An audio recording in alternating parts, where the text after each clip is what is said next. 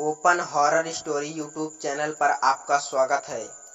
भूत प्रेत पिशाच और शैतानों की रोमांचक कहानियाँ आपको इस चैनल पर सुनने को मिलती हैं। अगर आपको ऐसी ही कहानियाँ सुनना पसंद है तो हमारे इस चैनल को सब्सक्राइब कर लें। तो चलिए आज की कहानी को शुरू करते हैं। हेलो दोस्तों, यह कहानी एक लड़के और लड़की के बारे में है। यश और कनक एक कैफे में मिले। कनक को देखकर यश उसे देखता रहा।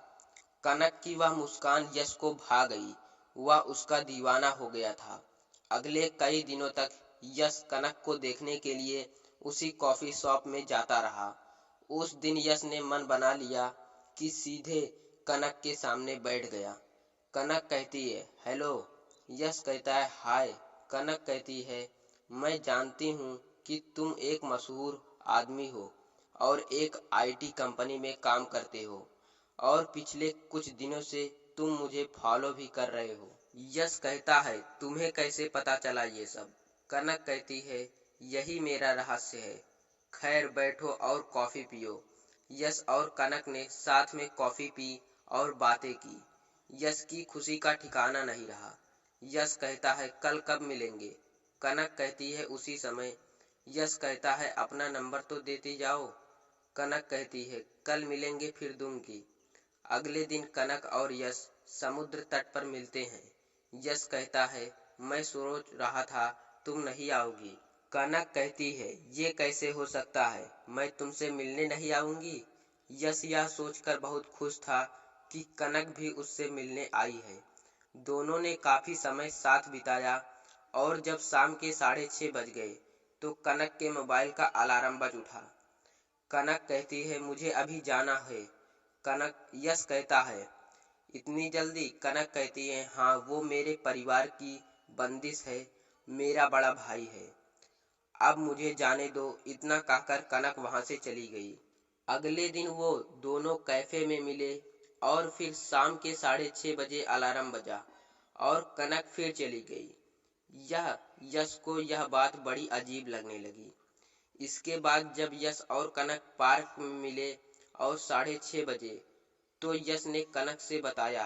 यश कहता है अरे भाई से झूठ बोल दो कि तुम अपने दोस्त की शादी में आई हो।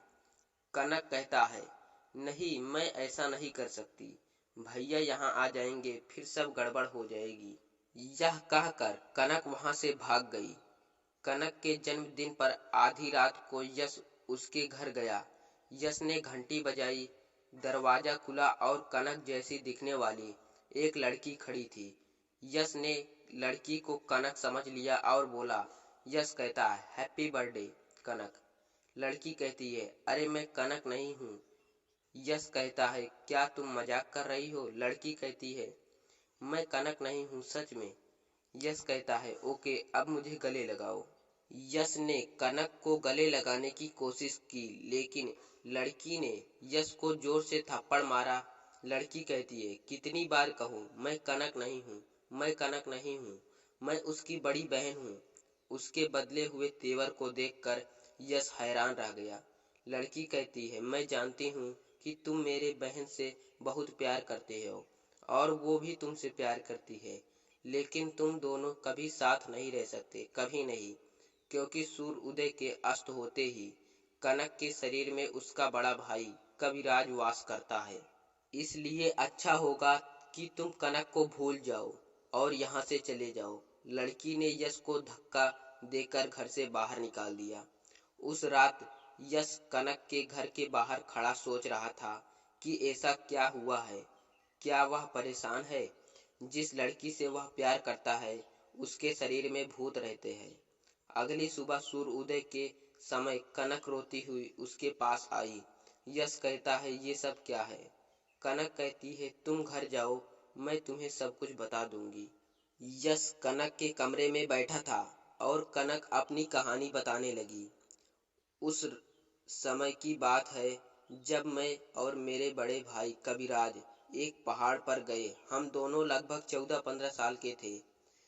कविराज को ऊंचाई से बहुत डर लगता था और मैंने उसे ऐसा डराने के लिए किया, लेकिन वह अपना आपा खो दिया और वह पहाड़ से नीचे गिर पड़ा और उसकी मृत्यु हो गई।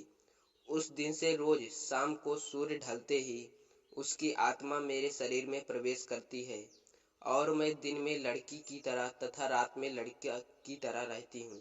यश कहता है, लेकिन इसका कोई अंत तो होना चाहिए। कनक कहती है, इसका अंत तो है, लेकिन मुझे भैया ऐसा करने नहीं देंगे। यश कहता है, लेकिन क्या? कनक कहती है, पूर्णिमा की रात मेरे शरीर में भाई की आत्मा प्रवेश नहीं कर सकती। उस रात हमें पुरानी मंदिर में जाकर भाई की आत्मा को मुक्त करना होगा। यश कहता है, इतना मुश्किल तो नहीं लगता यह? कनक कहती है, प्रॉब्लम ये है कि भैया मुझे उस रात घर से बाहर ही निकलने नहीं देते। यश कहता है, इस बार मैं तुम्हें पुरानी मंदिर ले चलूंगा। इस दिन के बाद यश पूर्णिमा का बेसब्री से इंतजार करने लगा। यश ने एक पंडित जी से बात भी की थी। यश कहता है, क्या वह दुष्ट आत्मा कनक को मुझे यहाँ लाने देगी? पंडित कहता है, मुश्किल है पर नामुमकिन नहीं। ये भोलेनाथ की विभूत है। अघोरियों की तपस्या से ये साबित हो गया है कि इसके सामने कोई भी बुरी शक्ति कुछ नहीं कर पाएगी। आप इसे अपने शरीर पर लगाएं और उस कन्या के शरीर पर भी। आखिर पूर्णिमा की रात भी आ गई। यश उसे लेने के लिए कनक के घर आया, लेकिन जैसे ही उसने कनक को छुआ, किसी अदृश्य शक्ति ने उसे दूर फेंक दिया। यश कहता है, कनक चलो चलो मेरे साथ। कनक कहती है, भैया मुझे जाने नहीं देंगे, तुम यहाँ से चले जाओ, मुझे मेरे हाल पर छोड़ दो। यश घर से बाहर चला गया और कुछ देर बाद विभूत को अपने शरीर पर लगाकर वापस आ गया। यश ने कनक के माथे पर भी विभूत लगाई। यश कहता है, मुझे पता था कि कुछ ऐसा ही होगा, इसलिए मैंने इसका इंतजाम पहले ही कर लिया था। यश ने कनक को गाड़ी में बैठाया और वह गाड़ी चलाने लगा। कनक ने कार के शीशे में काली शक्ति दिखाई दी। कनक कहती है, भाई हमारा पीछा कर रहा है। यश कहता है, तुम चिंता मत करो, वे हमारा कुछ नहीं कर सकते। दोनों पुरानी मंदिर में पहुंचे और पंडित जी ने दोनों को घेरा बनाकर बैठा दिया। पंडित जी तंत्र पढ़ने लगे और एक काली शक्ति वहां घूमने लगी। उस काली शक्ति ने रूप धारण कर लिया। काली शक्ति कहती है, कनक तुम चाहती हो कि मैं मर जाऊं? कनक कहती है, नहीं भाई। पंडित कहता है, कनक इसकी बातों पर ध्यान मत दो, ये तुम्हें गुमराह कर रहा है। पंडित मंत्र पढ़ता रहा और कविराज की आत्मा तड़पती रही। कनक रोती रही। अंत में पंडित ने कविराज की आत्मा को मुक्त कर दिया, लेकिन कनक अभी भी रो रही थी। यश ने उसकी देखभाल की। यश कहता है, तुम्हारा भाई अब वहां चला गया जहां उसे होना चाहिए था।